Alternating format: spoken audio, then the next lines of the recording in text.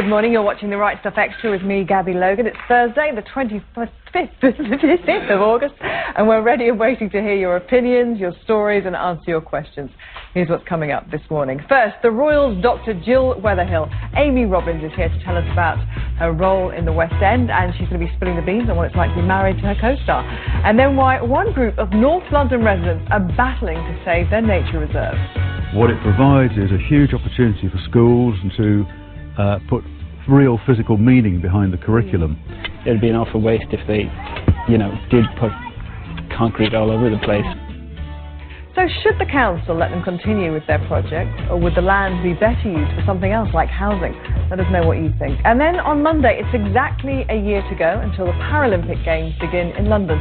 And wheelchair basketball star Helen Freeman is here to tell us how she's hoping to net gold. And in the final part of the show, Joe Ingalls will be answering all of your pet problems. What are you going to help us with today then, Joe? Well, anything you would normally take your pet to the vet for, so whether it's a physical problem, a lump or a bump or an itch or a scratch, or a behavioural problem with your dog or your cat or a more exotic pet. And then later on we're going to be meeting a dog that's had an £8,000 facelift, so I'm expecting him to be a pretty handsome boy. Thank you very much, Joe. If you want to get in touch on any of today's subjects, Kirsty has all the numbers. Thank you, Gabby, and good afternoon. The number to call, as usual, is 0207 173 5555. Calls will set you back a maximum of 10 pence a minute, and that's based on a BT landline call, so mobile phone charges and other networks may vary. You can email us, rightstuffextra@channel5.com, and if you'd like to send a text, the number is 80088. Text will cost 25 pence plus your standard network charge. Not all messages will be shown on screen, and always remember to put TWS before your comments. And of course, if you're on Twitter, you can also send us your tweets. Twitter.com/TWS Extra.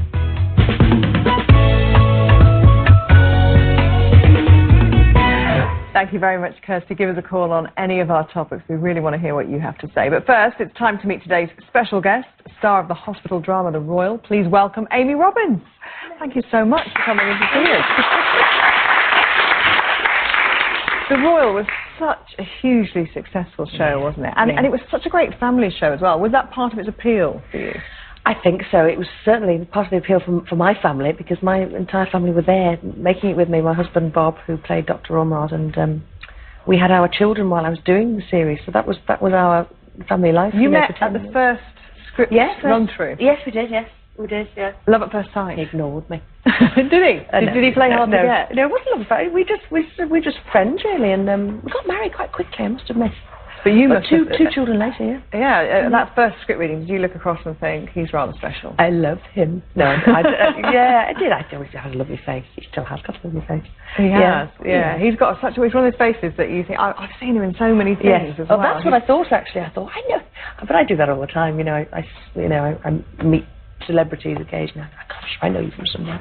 Yes, of course I do. I've been in Coronation Street for 20 years. What was it like, though, living with somebody, married with them, and all the, the issues that go along with being married, then going to work and being married as well? It's the oddest thing. It was all we ever knew. So there was nothing strange about it, because we'd met at work and we used to sort of, go to work together and sit in the dressing room together and do the crossword and bring me a cup of tea and that was just, it was just like being at home but at work, and I never questioned it, never found it odd, because it's all we've ever known, I suppose. And it's actually more odd now that we're not working together, and now I think we find that we're really good mates.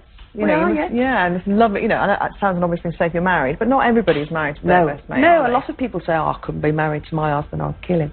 I think a lot of people probably wouldn't thrive into those. And what about the professional things? Were you able to, if you had a scene together that wasn't going well, were you able to take yourselves out of your real life marriage and be able to critique each other? Yeah, especially if you had a row.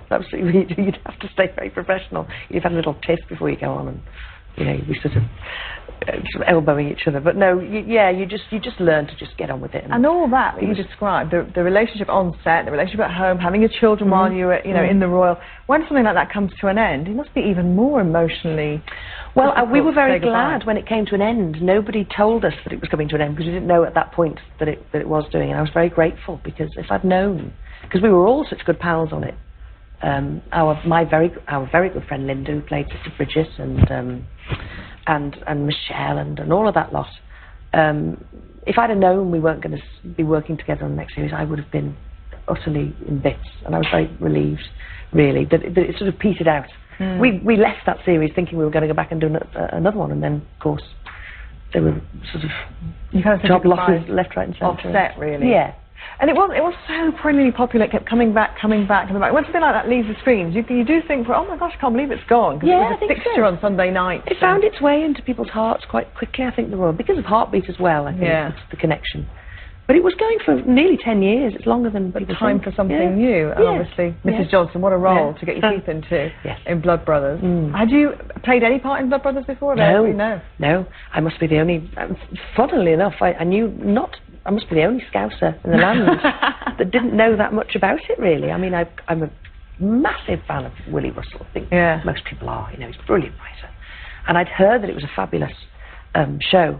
But I think so.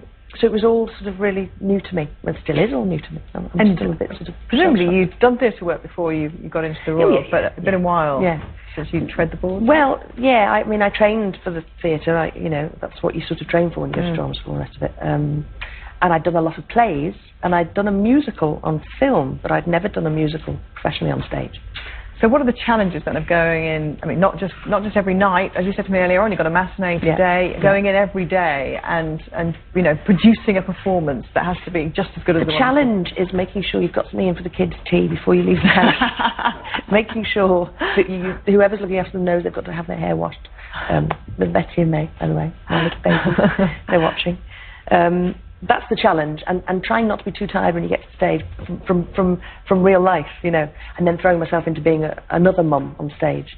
No, it's a fabulous, it's a vocal challenge for me because I do sing, but I'm not, you know. An emotional, it's a big thing. Part as well, isn't it? Very emotional, and you have to sort of be aware that, you know, and you have to do it every night. And I don't want to shortchange people by just marking it and not throwing myself into it, so I do throw myself into it. That's what I would wonder though about when I go to the theatre and I watch actors and actresses who are playing the same scenes again and again and again. You know, obviously do this show every day, but it's different guests. You get invigorated by the guests who are on. You've got the same lines to deliver. You have to just relive it every night. You have to reinvent it every night. I think it's the key. And you've got to do something for a very long time. 6-month run. Yes. Yeah. And that's a good time to get your teeth into it, and then look for something else. Yeah. But 6 months is so I've done a month now, so I'm now just settling into. I'm now not worrying about which bit comes next, and I'm sure I should have moved to that bit. But you know, it takes a while to settle because you have a very short rehearsal period.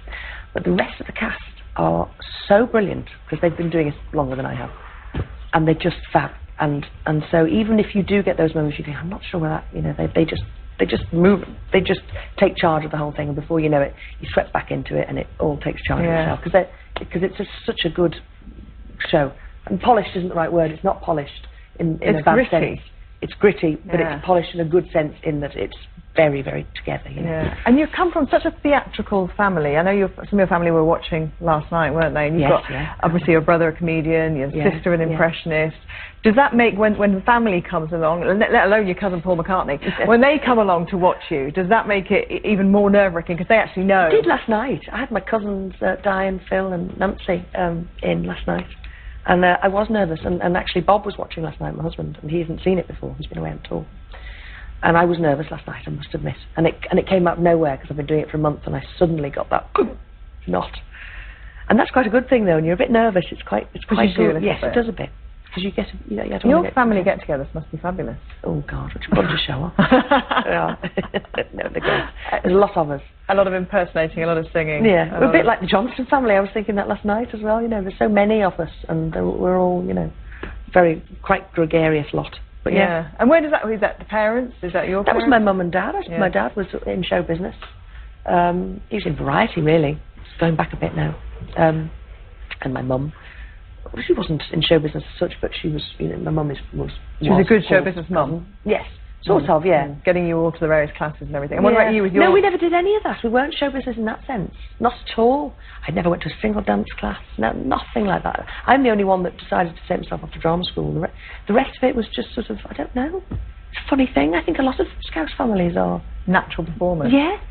Really, I think it is. I think it's a sort of an Irish Do you think thing, your if anything. kids growing up in the south will be a bit different? Oh yeah, very woolly Southerners. No, yes, I think it is a very different thing. Yeah. I think if you're in a big family from Liverpool, you have to fight for your voice, for your moment, and so you learn to tell gags and sing songs, because that's the only way of getting on, pay any attention. I think that's how it works. It sounds like an enjoyable upbringing then. Yeah, it was. It was great. Yeah. Well, thanks very much for the moment, Amy. Stay with us. Later in the show, vet Joe Ingalls will be answering all of your pet-related problems. So if your terrier has toothache or your goldfish is looking a bit glum, sit down in the mouth, give us a call, some expert advice. 0207 173 5555 is the number to call. I know Amy has a question herself about her pet. After the break, why 1 in 5 women talk more to their pet than their partner. And Kirsty's been finding out why some North London residents are facing a battle to save their nature reserves.